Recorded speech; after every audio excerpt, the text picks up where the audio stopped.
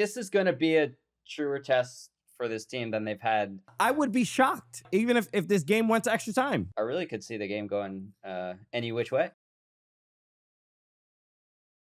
We're going to talk about the Gold Cup. The U.S. men's national team have a quarterfinal match against the Costa Rica. Yes. They added the before their country name. Yeah, like Ohio State. Like the Bronx is yeah. Costa Rica now. But no, we should look forward to this because obviously there's...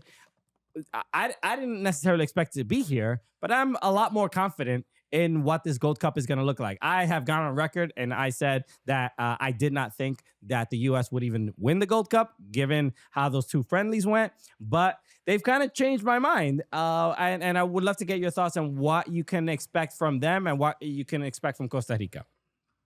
Yeah, I'm not sure they've changed my mind yet, to be honest. Just because of the level of opposition, right? Like, I think it's every step of this tournament is a step up, and it kind of goes progressively. And I think Costa Rica is better than even Saudi Arabia, because Saudi Arabia didn't have their full A team either. Yeah. So I think this is going to be a truer test for this team than they've had since the friendlies, really, in this tournament. And I really could see the game going any which way. I mean, but okay, so you say that, but we've won 5 out of the last 6 against Costa Rica, right? This feels like it should be another stepping stone into the next stage of the Gold Cup for the U.S. And I'm of a firm belief that if the U.S. doesn't win, regardless of all the issues surrounding it, if you don't win the Gold Cup, something bad has happened. I know you're not that confident, but what is it that the U.S. need to do against Costa Rica that would prove to you that they couldn't do in the group stage because obviously the level of competition wasn't so high? What is it that they need to do against Costa Rica to make you go, oh, you know what? We might have a shot here. So when you think back to that Saudi Arabia game, which was probably the toughest opponent of the 3 in the group stage, they really struggled to break down a relatively low block, just in possession, right? So I think like that's what I want to see. I think Costa Rica will be maybe a bit more aggressive than that, and they're certainly not just totally gonna bunker and put 11 men behind the ball. But there's gonna be some of that. There are gonna be phases of the game that are like that, and I want to see Malik Tillman playing, everywhere in the final third, and Diego Luna as well. Often, getting on the ball in dangerous spaces. There was certainly plenty of that in the first and the third games, but there wasn't much of that against Saudi Arabia, which is a bit tougher opposition. So I want to see a lot of that. Well, look, I watched the Costa Rica Dominican Republic game, as I'm sure you did as well, Henry. Yeah. But after watching that game and watching my Dominican Republic score against Keylor Navas, there's a delusion of like we should have won the group a little bit, but there's a certain pride in like if Dominican Republic can play as well as they did. They lost 2-1, and really just from a late mistake, a high pressure from Costa Rica, and that led to the goal. I think the U.S. should just body them. I'm not bodying them necessarily, but Costa Rica looked like they had a tough time against Dominican Republic, and obviously the U.S. men's national team, a much better team, higher level. So I'm not. I would be shocked if Costa Rica, like even if this game went to extra time, because I think the U.S. are obviously not the best team that we have right now, but still much better than Costa Rica. But given your reservations, what changes would you like to see in the game against Costa Rica? For the U.S.? Yeah, for the U.S., yeah. I think they'll probably go back to the lineup that we saw in the first game. So, like, the changes in a way were for this third game against Haiti when they'd already advanced. Yeah. They weren't really playing for much.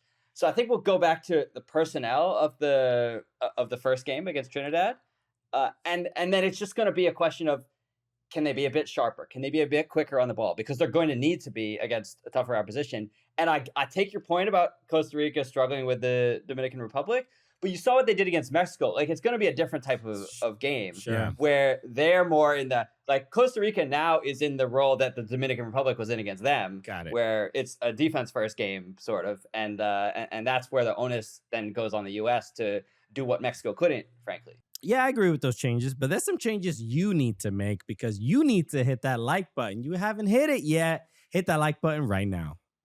Right. Maybe great game for a Jack McGlynn screamer from 30 yards out. And I'll say this: you're talking about maybe the roster, the squad looking like the first game. I thought that third game squad was better than that first. It was also against Haiti. But still, I don't know. I mean, the chemistry is there. I like Brandon Aronson. I love that it was a little bit more lively to me. Outside of the, obviously the era from Matt Freese or Tim Ream, whoever you want to put the kind of blame on, I thought that squad was better. I like that, seeing that. I don't know how you feel. I don't know if you agree or disagree.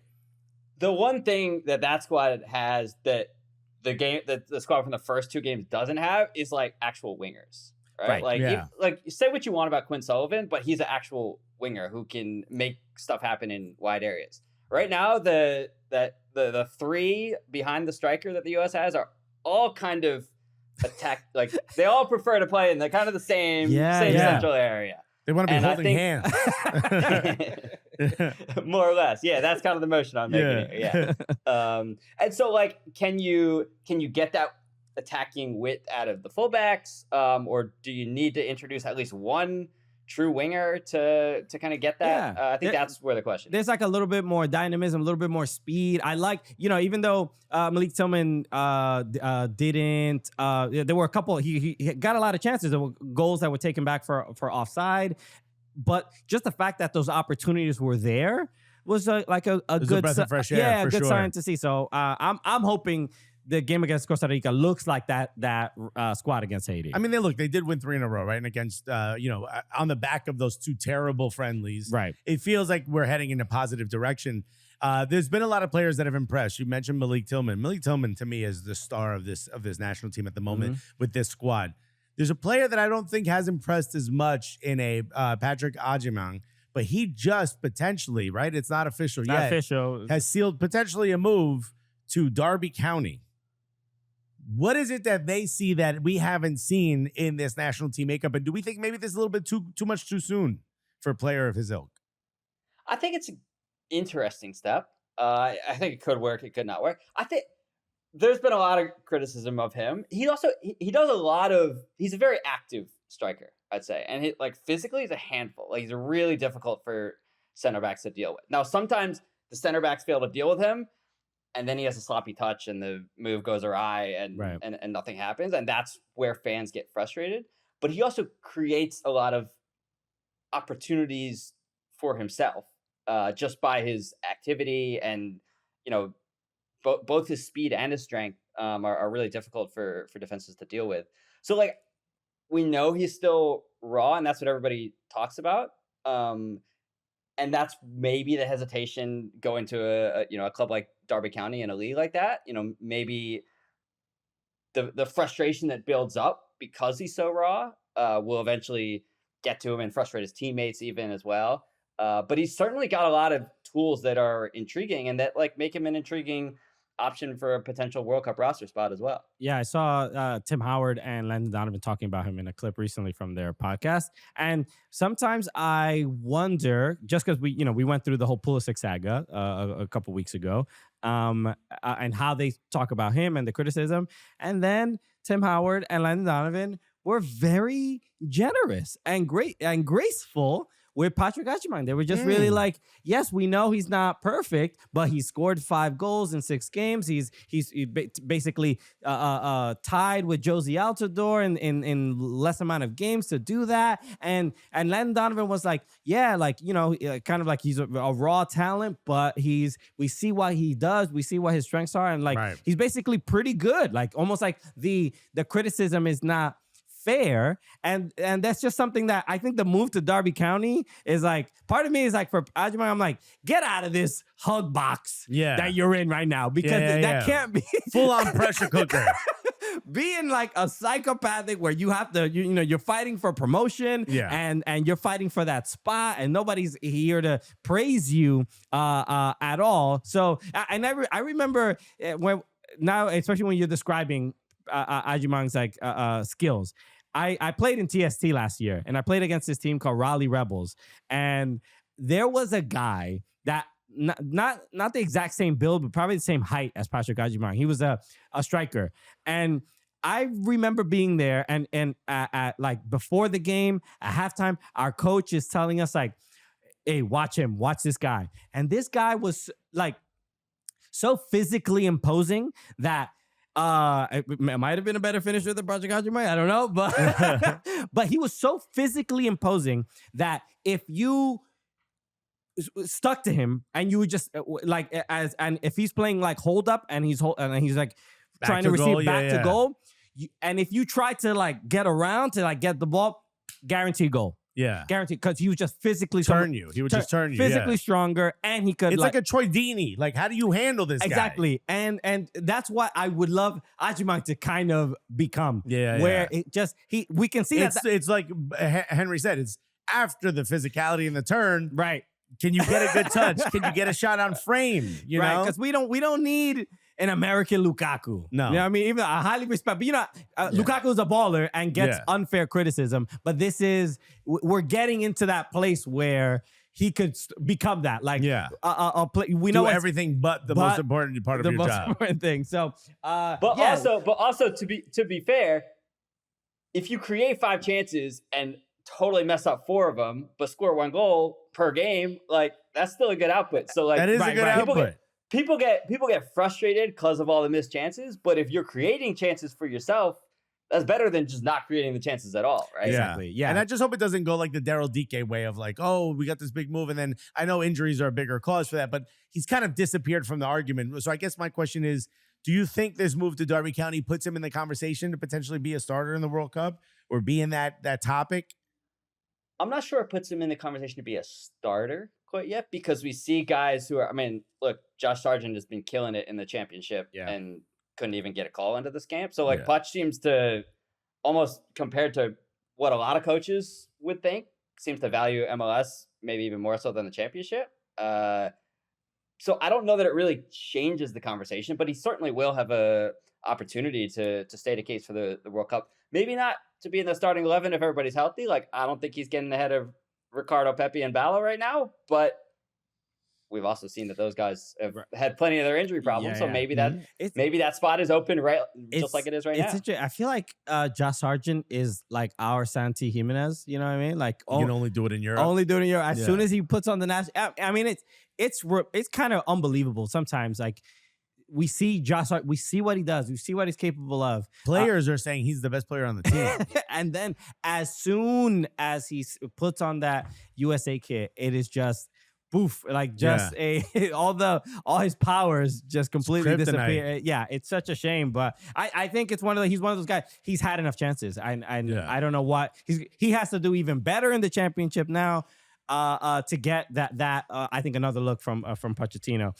Another player, we talked about Malik Tillman, but this is another thing that was in the news. Rumored that he might be going to Bayer Leverkusen. Any thoughts on that, or how likely? But him going to Bundesliga, I think, especially to a club like that, I think would be a great move.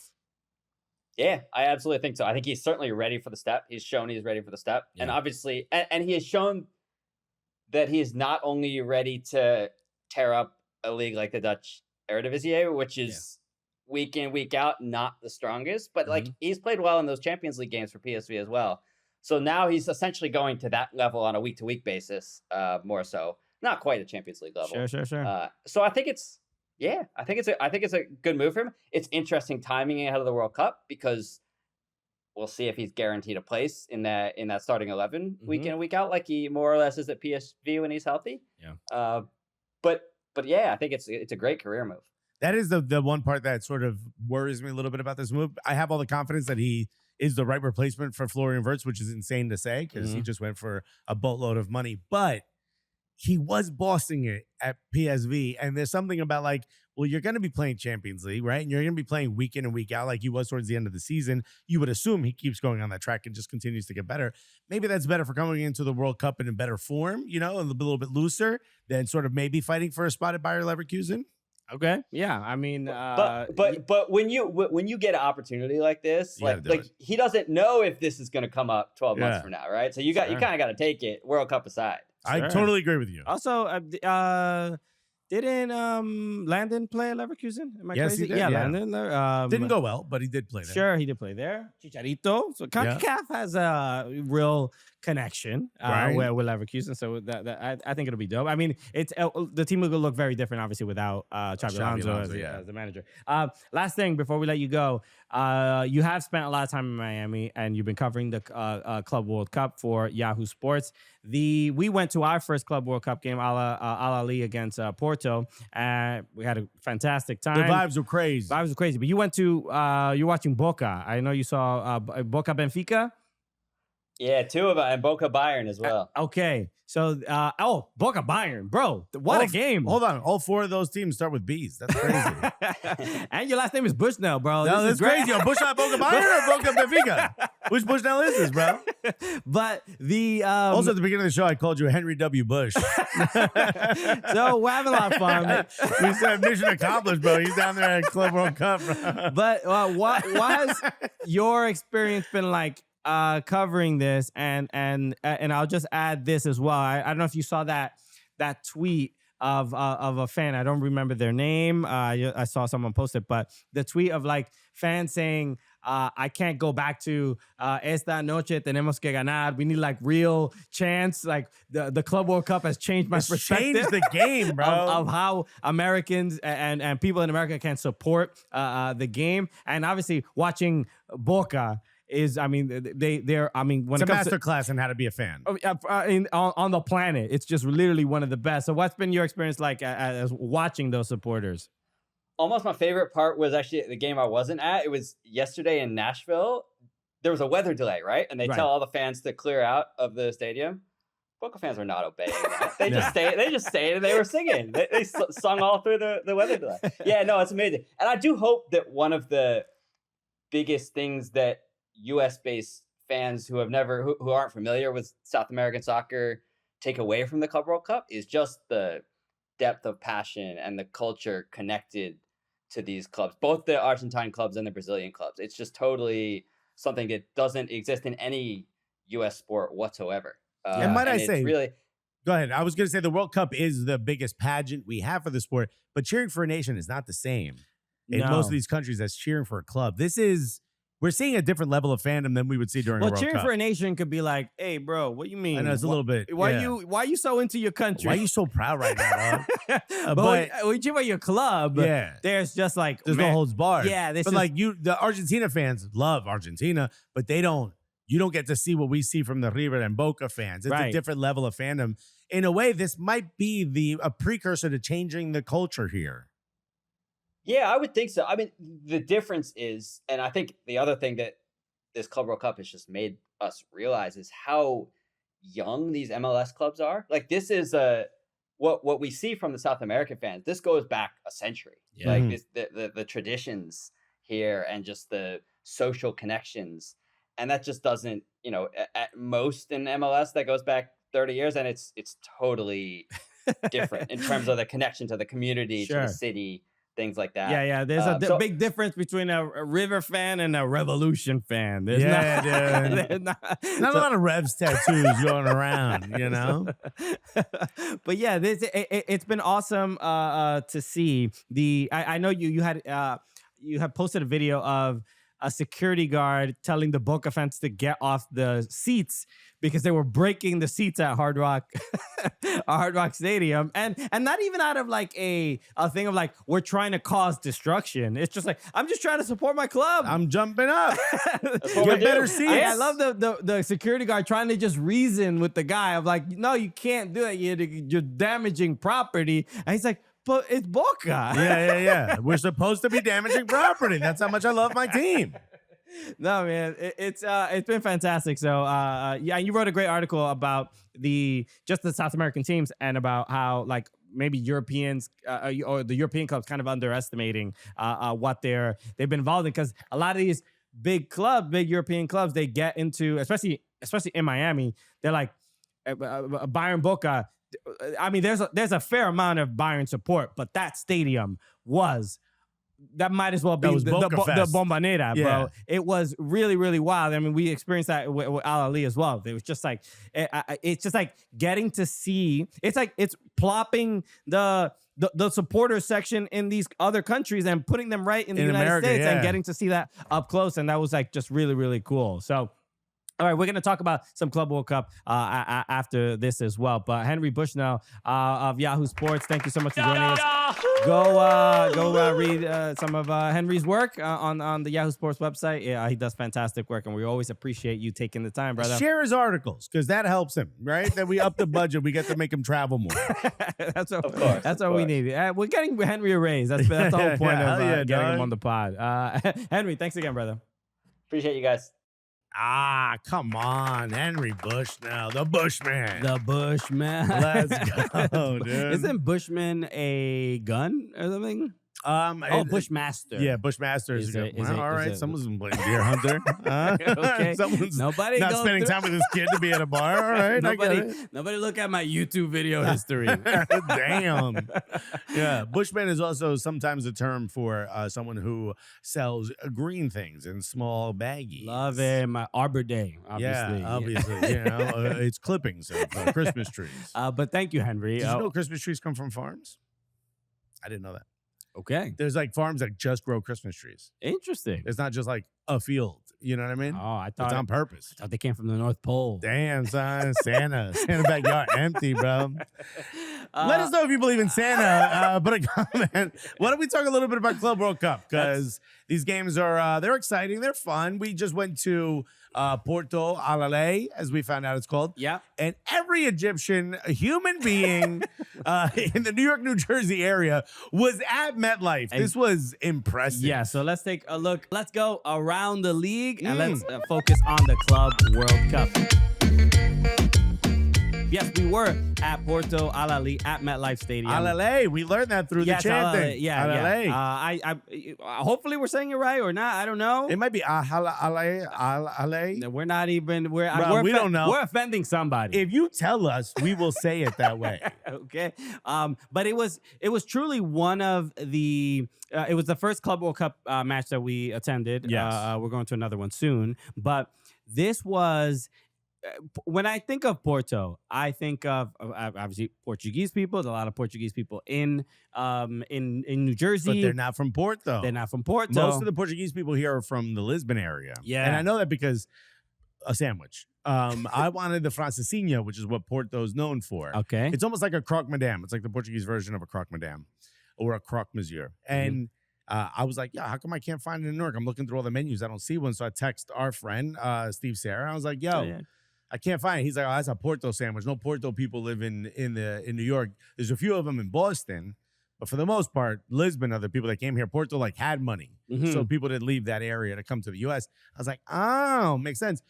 But still, the fact that there's Portuguese people in Newark and this game is taking place in not that far in East Rutherford, I was like, oh, this is gonna be a washout of blue and white. There was not. You could barely find any. It might have been 90-10, maybe 95-5. 100%. Yeah, 100%. No, that is the math. If you add it together, that's the goal. The math is adding up. Yeah. The goal is for it to equal 100. But it was an Alalay party. It was just remarkable, really, really cool. I mean, there were nearly 40,000 people in attendance, and there are those conversations about like attendance for Club World Cup matches. But there's no issue there. Obviously, it wasn't sold out, but didn't really make a difference. So 40,000 people there at MetLife is still 40,000 people. Yeah, I get maybe visually on camera, if you're not there, it looks like, oh, the upper bowl's not full, or maybe that second level wasn't fully full. Bro, it was a party. And the atmosphere was amazing. And it was like 90 degrees in the evening. Humid as hell. It was the game kicked off at 9 o'clock. Carter came with us. The three of us, we were hanging out in the air-conditioned lounge at halftime, just trying to let our backs dry up. But shout out to the Alalay supporters. That was really, really fun. Super impressive. Super cool. Just the chants, the drums, the support. It was just a really, really cool thing to see. So shout out to all the Egyptian folk coming through, because they made it quite an experience. And the game was 4-4. One of the most nobody, because of the standings on the table, and there were obviously the Inter Miami Palmeiras game was going at the same time. Defending, nobody was interested. We don't need it. It was too hot. It was literally like, it's too hot to defend. They were playing a 0-5-5. Alalay probably had the game could have been 7 or 8-4. Yeah. They had so many chances in the end, but you could tell the Porto defenders were like done with defending. Yeah. And then the Ali attackers were like, I'm too tired to shoot the ball. It's too you hot. can't breathe. You can't breathe in that weather. Yeah. So, the goals were like goals from outside the box. Zizou. Back and forth. Zizou went prime Beckham, Bro, bro. seriously, one of the more fun games we've gotten to attend. We have to talk about Inter Miami, though, in that same group. Inter Miami are the only MLS team to advance out of the group stage. Yeah, they make it to the round of 16, which we should talk about. How impressive is that? It is. It's a little, I got to say, it's a little less impressive in the fact that they had a 2-0 lead against Palmeiras and ended up drawing the game. They ended up tying and then finished second in the group. And now they have to face PSG. But there's a little bit of like, whoa, they went from just being happy to advance to, yo, we're winning this group. Yeah. And maybe we can even think of getting to a semifinal. And just 2 late goals. The defending does them in again. Yeah. But I will say, right, you list the names of the players on this team, and we've talked about them ad nauseum. You've got your Messi, you've got your Suarez, right? You've got Jordi, you've got Busquets. You name those, and Mascherano being the coach, and you're like, they should be in the round of 16. But at the same time, it's still an MLS club. Yeah. The only one to make it through. It's still impressive, but it's also like, should we be impressed? And not even just an MLS club. It's this MLS club in the way that they play. Yeah. I understand they're going to get a couple goals, but we all saw what we saw the last few weeks and just emergency defending over and over and essentially having 2, maybe 3 less defenders when the other team has the ball, because obviously the priority is on. We're not going to ask Messi or really Busquets to do that much, especially Suarez. Suarez turning back the clock. That goal against Palmeiras is remarkable. Remember, people were saying he was washed. Yeah. Remember that? The conversation was that he was washed at the beginning of this tournament. He was like, let me show you. Let me show you how I could dial it back for at least the game. It's fascinating. The Club World Cup, the reception to it has been funny because there's a lot of, is that why that guy went? Yeah. You know, Sergio Ramos is the one really that surprised most TikTok, people. the internet, all and people being like, what? Is that where he went? Mexico? Is he Mexican? Yeah. And it shows how they say this about American footy fans a lot, that we tend to be more knowledgeable because we have to be. We have to be, because we watch more. And we watch more leagues and stuff like that. And it's kind of wild how little the Europeans know about Liga MX. Once you leave Europe, they have no clue what's going on. And let me be honest, once you leave like the top 3, right? No one's watching Jordan Henderson at Ajax right now. You know what I mean? Right. You could be the most diehard Jordan Henderson fan. Like, is he still there? But it's still. But they're aware of Ajax, right? They see them in maybe Champions League there or Europa. They're aware. They literally do not know Mexico exists and has a proper like league and a lot of money is being spent and stuff like that. So that's been a funny kind of response to this tournament. But the other MLS clubs, so LAFC and Seattle Sounders, I expected more from LAFC. I just thought they should. I mean, they also got in with one of these last second play-in matches. Still, you got in, you good. Yeah, I mean they lost to Chelsea, not a shock. The last game against Esperance. Yeah, that one I forgot who missed the penalty. There was a missed penalty, but just to lose 1-0. Boanga missed it. Of course, Danny Boanga. Yeah. But that was one where maybe they don't advance, but like. Get a win. Yeah, that could have been one where they did something special there. Put a little respect on your name, bro. Sounders, they lose all 3 games. I think they had a decent showing. Even I was excited about watching the game against PSG, and they lost 2-0. But I don't know why you were excited about watching. I was excited in like how do they do against? And how did your excitement match up to what you saw? I mean, it was like 75% possession for PSG, but there were a couple of nice. I saw Hakimi after the game speak very highly of the Sounders. He said like this was a good team, and whether it was like just being politically correct and just trying to say the right thing. He didn't have to say that, so he spoke positively about them. Auckland City, we haven't spoken about them yet on the show, and I think we mentioned them briefly. And they It's are usually in jokes. a semi-professional team. Uh-huh. I don't know how do they qualify. They win in New Zealand. So New Zealand's a very small country. it's a very, very small country, but are all the teams kind of semi-pro? Or Yes, I think they're like the biggest semi-pro team. They're like the Real Madrid, Barcelona interesting? of Okay, New Zealand. But somebody posted that their revenue generally is about around 500 pounds. I think it must have been a British person, so they were talking about pounds. 500,000 500 pounds. million. 500 million. I'm sorry. Yeah, this is City Football Group. Wait, no, it's about 500,000 pounds. Is generally what they they because of all the games they've been in, their revenue now jumps to something like 3 million, if I remember the number correctly. Gotcha. Just to give you an idea of how much this It's a small club. changes their lives. Yeah. And a bunch of their players, some of their best players couldn't get time off work, so they didn't come. So they lose in the first game to Bayern Munich 10-0, and that the response from like the goalkeeper went viral because he's like, was it easy giving up 10 goals? No, but I'm a carpenter. Or whatever. Yeah. Sorry, dude. Do you need help with a cabinet or anything? I got you. I'll do that better. I'm on task, Rabbit, if you need me. I'm actually working while I'm out here, bro. This is crazy. Okay. He's just swiping on Hinge. So they lose 10-0. Then they lose 6-0 to Benfica. Uh-huh. And then they play Boca Junior. Boca Junior, who also, had a rough go in this tournament. But I remember in the game when they were tied against Bayern at 1-1, and Merentiel scores that, which I think so far best goal of the tournament.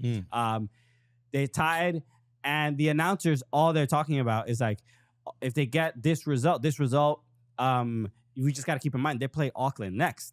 So goal differential, they're gonna, they're gonna score. Right. Bayern scored 10, Benfica 6.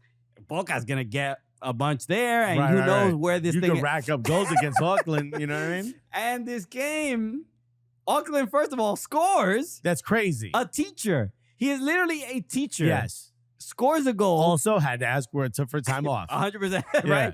Had to get time off. Scores against Boca Juniors, one of the biggest clubs in South America. Crazy. All right, and then Boca score. They get an own goal.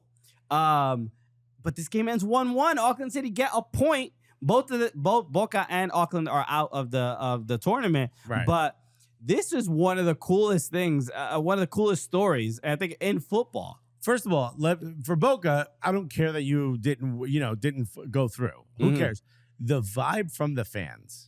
Sure. Literally brought so much to this country. But we've talked about it, how people are tweeting like, yo, we got to do better at MLS clubs because look at the way these guys are chanting. It's a different level. It's just a different level of fandom. And there's a really great clip of like a security guard being like, yo, this is crazy. As he's like, there's a group of security guards just watching all these players like in a rotunda, must be attached to a stadium, sort of experiencing what it's like to just be surrounded by Boca fans.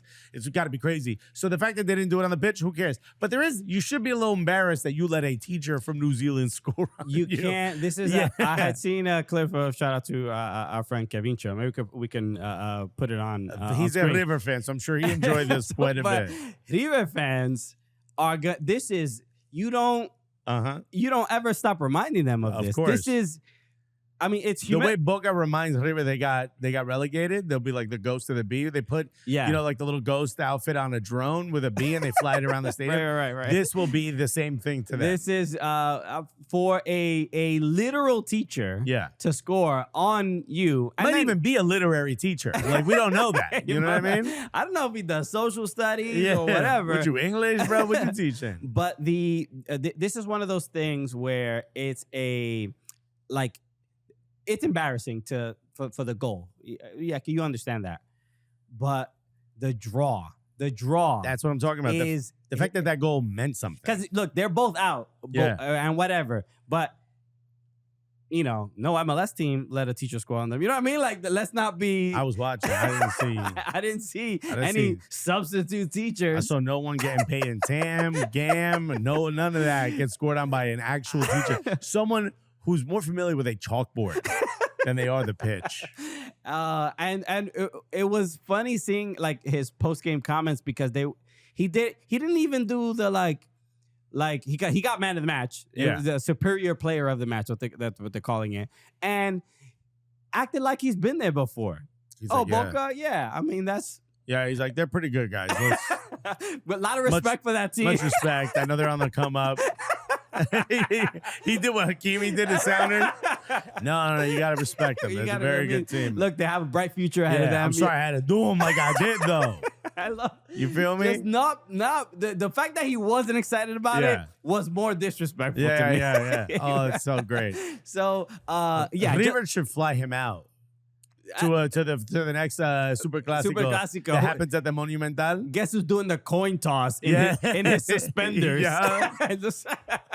just bring a pocket protector and everything.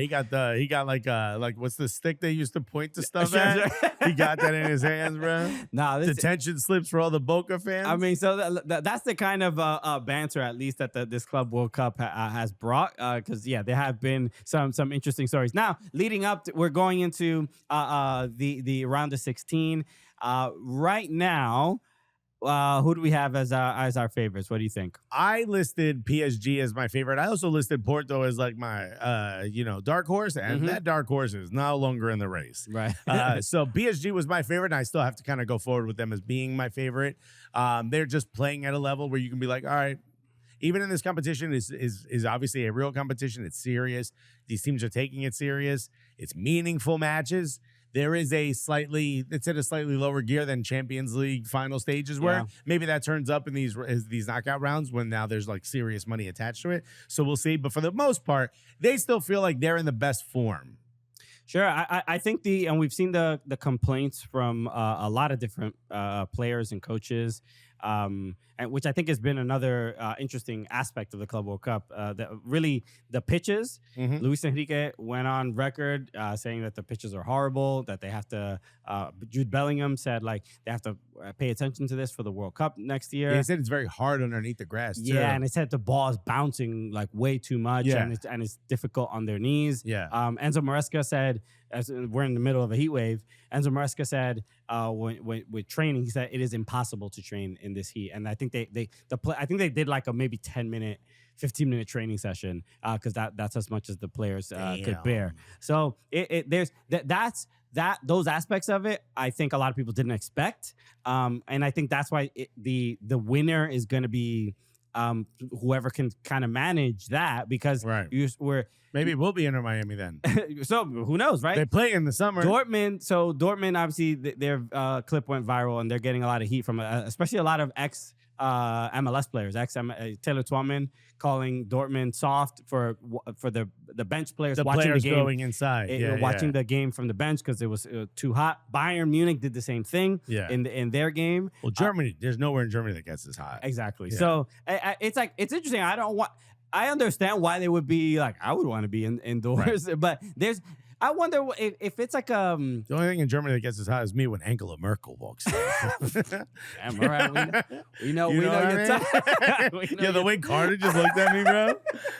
Carter the mime, just like I slapped a baby in a stroller. He literally just submitted his 2 weeks notice to Yahoo. He actually called it a 2-segment notice, which is really messed up, bro. That's the end of this episode. So, as obviously I'm joking, everybody. Who knows? I mean, maybe. Don't look at my search history. A little bit of truth to some jokes. Don't look at my search history. I wonder, because as a person who Angela Twerkle.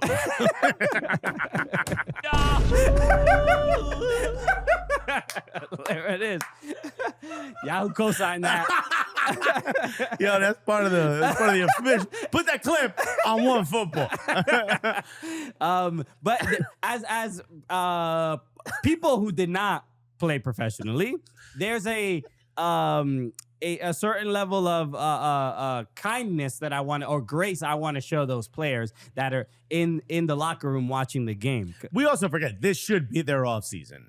Correct, but and they're having to run around really hot weather. Like, Taylor Twellman and Stu Holden just caps lock is on, being like, I can't believe how soft these players are, and back in my day, kind of a thing. And I understand as an MLS, ex MLS players that had to play in Houston Dynamo at 3 p.m. Right, in NFL stadiums, they're like, "Oh, your knees hurt." You know what it's like to play on carpet over concrete. So I kind of understand both sides to it, but I do think there's a little bit of a I don't know if it's a disrespect to the game to not be. If you're on the bench, you are a substitute. All you got to do is sit down. We were doing it. Yeah. At the LA game. we sat down and hey, watched. You know I asked to go inside. I said, can we watch this from inside? Is there air conditioning? So is it like a thing that's almost a disrespect to the game itself, to the sport of soccer? Because it's a winter sport, and I think we all forget that. I think we just keep forgetting that it's a winter sport in most places. It's a fall winter sport. And yeah, spring gets in there. Maybe the last game is a little bit warm in most countries, but it's nothing like this. So because the U.S., I don't think people understand the dramatic differences in the weather in the U.S. Like, you can go to Minnesota and it would be sub-zero, and you can go to Miami and it's hot. You know what I mean? It's like really hot, like tropical. New York City's weather pattern just changed. Now we're called like a subtropical climate now because winters are mild here. The weather's clearly changing. It's getting hotter. You're going to be playing in the middle of the summer. And I'm actually not. I maybe playing inside, maybe that's a protect the players type of thing. You know what I mean? Like maybe the coaches and the physios were like, let's get these guys inside. So at least we have players that can play in case of something. So I'm not going to, again, I didn't play, so I don't have that in me. But the thing about people complaining about the pitches, that's kind of important though. Sure. Like, yo, you got to let us know if we're not doing good because the World Cup's about to come. Like, you got to let these places know. You can't just put patchwork grass up and be like, it'll be fine. Because even we saw it. We thought like the physio left something out because it was like dirt that had come up from one of the gaps. Yeah. And we're like, yeah, you can't have that. Yeah, based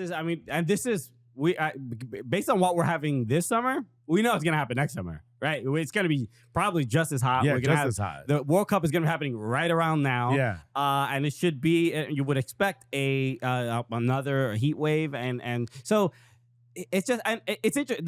The pitches themselves has been another thing when Mercedes-Benz Stadium put in the grass, there were like NFL players like, oh wow, this must be real nice. You know what I mean? Or like, why can't we do this for the NFL? Like the groundswell of just people advocating for like, why can't effectively the richest country in the world just invest in the goddamn fields and just and be like the rest of the world? Yes, it's an expense. Yeah. But it raises the quality and it protects the players. The World Cup's going to be in your stadium. So, it's an expense for a flex. Exactly. Yeah. So, look, the Club World Cup is, as far as any other I said Real Madrid early on that I think that they could win it. After watching them, I'm still a little concerned, but they did. Asensio got that red card. I forget who they played against, and they still won. 3-0. So I think that says a lot about where they are as far as just fitness and handling again the heat and all those things. Right. So I still think they can do something, but they're making dumb mistakes throughout this tournament. So it's too hot. I can't think. Yeah, the heat makes you act a little silly sometimes. Okay, gotta be talking about Angela Merkel on this show, bro. Okay, little hot boy summer over here. Angela Twerkle, yeah. All right. I know she can move it like that. That's crazy. She's alive, right? Yeah, I actually don't think she is. I don't know what happened. Anyway, all right. We got one more segment we're going to do. Run that back after this, and we're going to talk about a couple things going on in the lives of the Cooligans. We'll be right back after this. All right, let's run that back. It's been a fun week. We've had a bunch of different things we've done. We're active, bro. We're flying around, being Cooligans, I was at Fanatics Fest. You were in LA.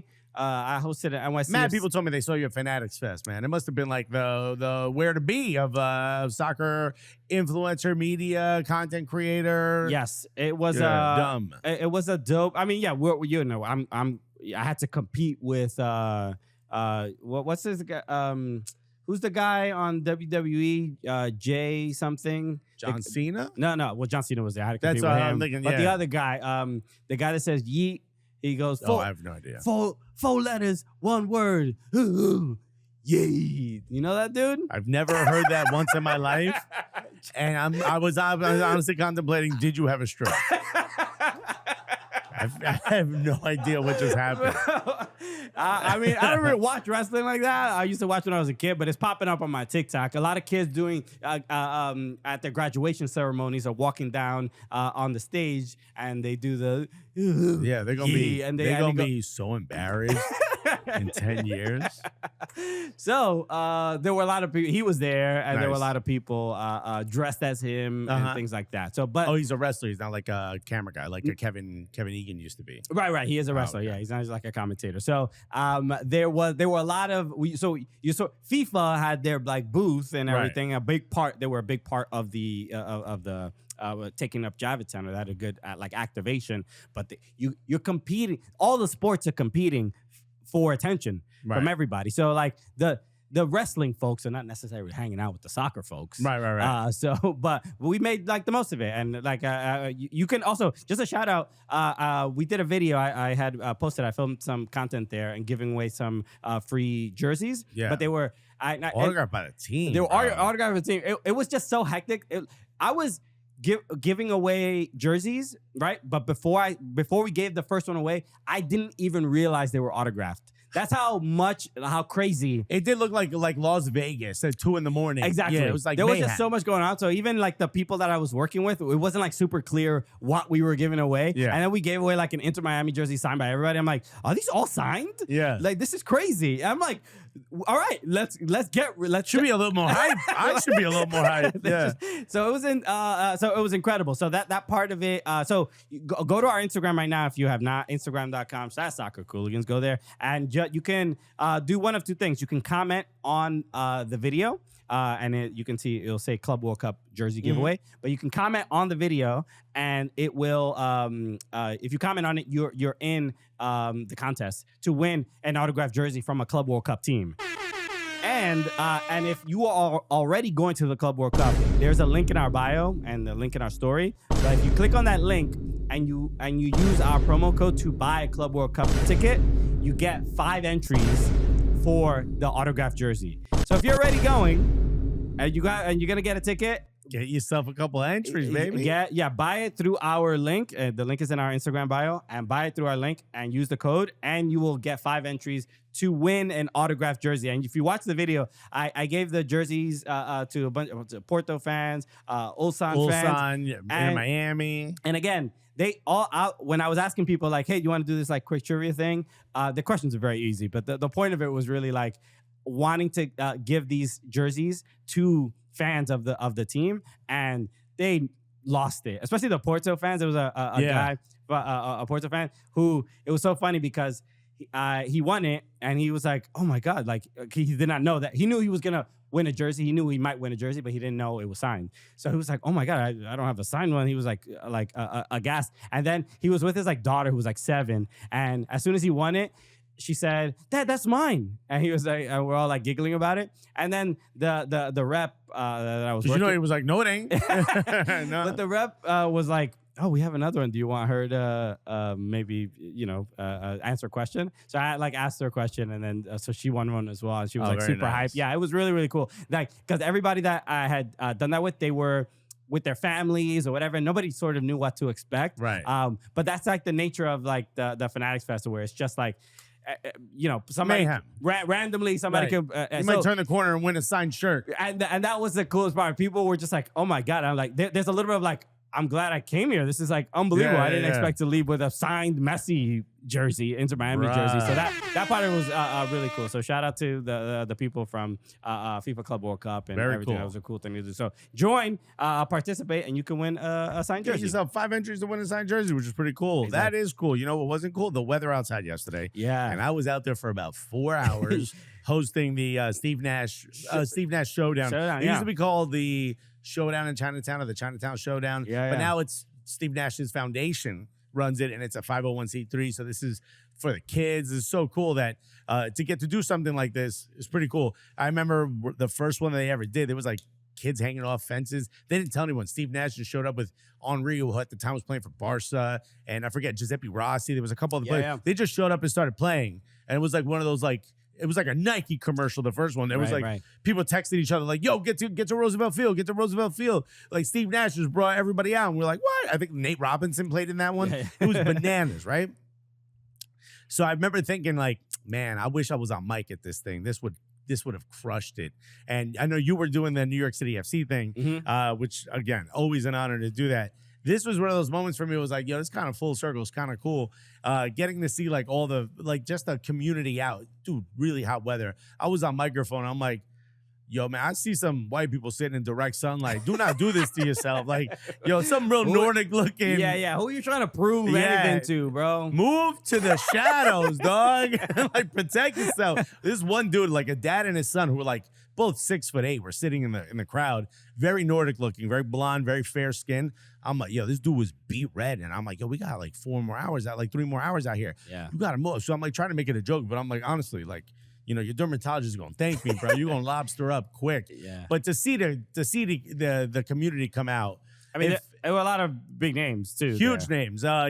Steve Nash, obviously, right? Charlie Davies was playing in it. Ali Krieger, the homie, she was playing in it. She couldn't stick around too long, but I got to meet Sloan. I got to meet her kiddo.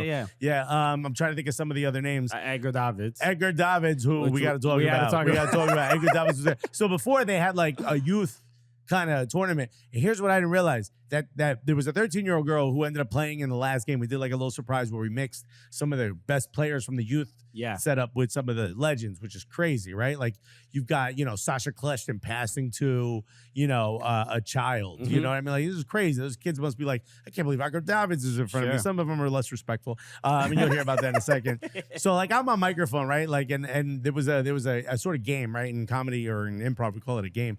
It's a game that I kind of developed when we were at the Borussia Dortmund. We called the street game for Borussia Dortmund in Times Square. Where every time you said something about a player that we're like, Cameron would say pause, I said just like my ex, right? So you were like, oh, what a great touch. And I'm like, ooh, just like my ex. And like the crowd kind of got into it. Yeah. This was at another level. I don't think that people realize, like you and I, we say we're comedians. So the other host who does like comedy skits on Instagram. Right. He called himself a comedian. I'm like, okay. All right. I mean, all right. I get the word covers a good ground, but like this, what I mean when I do when I say comedy. For me, it's stand up, and no disrespect to anybody else.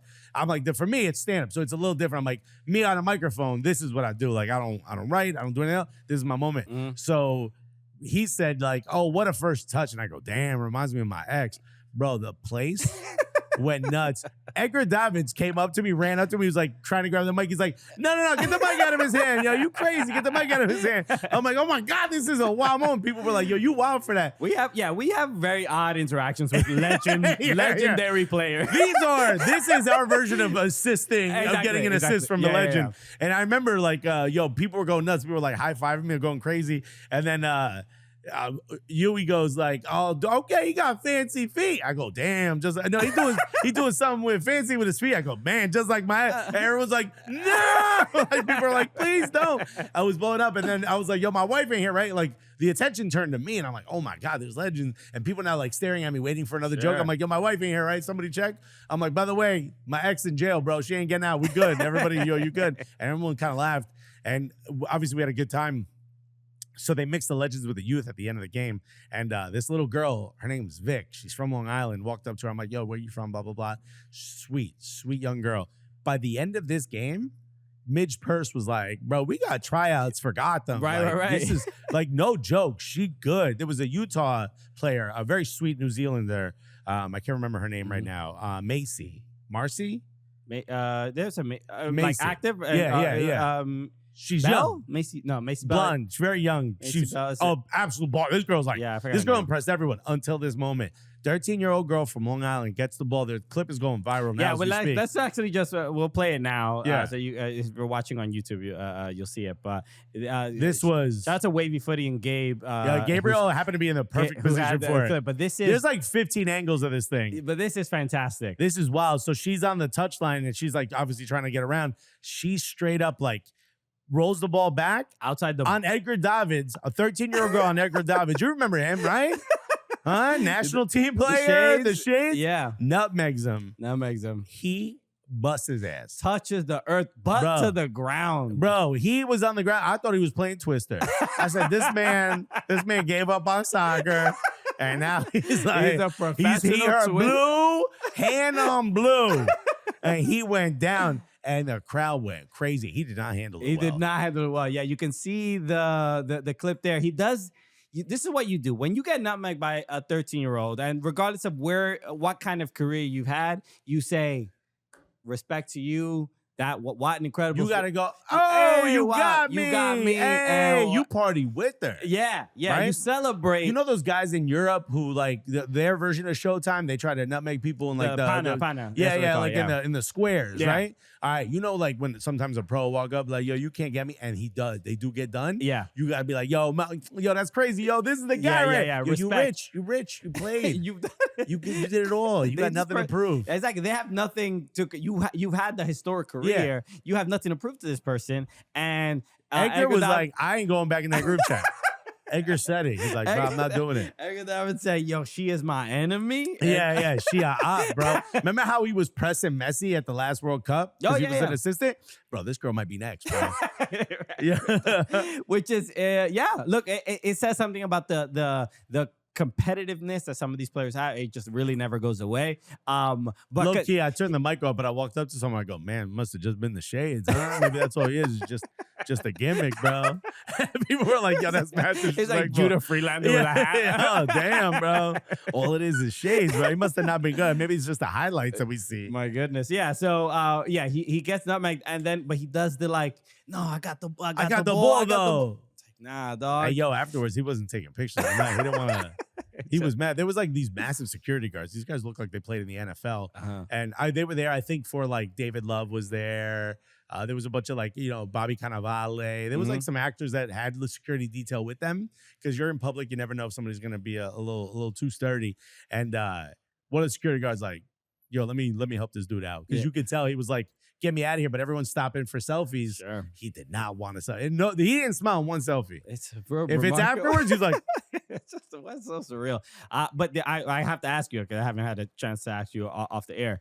Did you talk to Steve Nash, and did you ask him to do the show? 100%. Well, first of all, remembered me, and I don't know if that's just because he looked at the documents they give him before. Like these are the people you're going to be interacting with. All right. Remembered me. So did Bobby Cannavale, by the way. Bobby goes, you still live in the hood? I was like, oh my God. Hey, all right. Okay. Asked not only both of them, but I also asked Sean Feeney, who owns the Feeney Pizza chain, and Missy and Lilia, if they want to be on the show. I was like, yo, you got to come do the show. Steve Nash now lives in Arizona. No excuse. He no longer lives in New York, so I don't know if it's possible. But he was like, yeah, he gave me the, okay. He felt, now he does that podcast with LeBron. So, he can get a plane ticket. But we can send you Riverside link. We can hook you up, bro. We have the technology. Oh, so you here now? You can afford to be here, bro. Exactly. I actually also asked him if he still had his old apartment. I'm like, I'll sublet it. And Charlie was like, could you please leave him alone? I'm like, what you got in your pockets? So shout out to Steve Nash Showdown, having Alexis host. I had a great time NYCFC Town Hall with David Lee, Aiden O'Neill, and Tiago Martins.